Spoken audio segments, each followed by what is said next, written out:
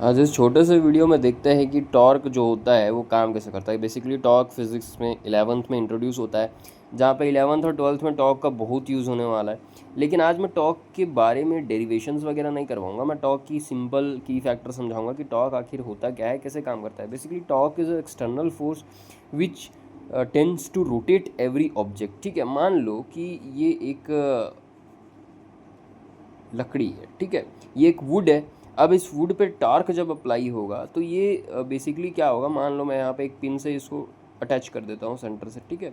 अब जब मैं इस पर टॉर्क अप्लाई करूँगा तो क्या होगा, ये रोटेट करना शुरू कर देगा, ठीक है। बेस्ट एग्जांपल्स आपके डोर होते हैं जो हिंजेस से अटैच्ड रहते हैं, है ना। अब इसमें क्या है, टॉर्क का अगर मैं सिंपली फार्मूला आपको बताऊं तो टॉर्क को टाउ से रिप्रेजेंट करते हैं और आर एफ साइन थीटा इसका फॉर्मूला होता है, मतलब force applied on such angle, ठीक है। और डिस्टेंस पे मैटर करता है। सबसे मैक्सिमम टॉर्क काम करती है जब वो 90 डिग्री पे होती है, ठीक है।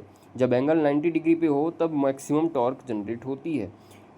जितना ज़्यादा आप डिस्टेंस से दूर जा कर के फोर्स लगाएंगे, जितना ज़्यादा आप सेंटर के डिस्टेंस से दूर जाके फोर्स लगाएंगे, उतना ज़्यादा टॉर्क जनरेट होगा।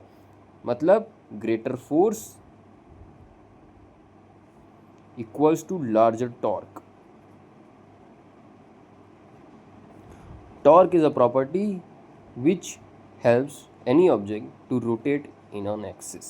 ठीक है, ये टॉर्क है। टॉर्क का फॉर्मूला भी आपने देखा, आर एफ साइन थीटा, जहाँ पर आर डिस्टेंस होता है किसी भी एक्सियल पॉइंट से और एफ फोर्स होता है, साइन थीटा वो एंगल होगा जिस पे फोर्स लगाया जाएगा। अब मैक्सिमम जो फोर्स होती है वो 90 डिग्री पे ही लगती है, यानी कि मैक्सिमम 90 डिग्री पे फोर्स लगाने पे मैक्सिमम टॉर्क जनरेट होता है।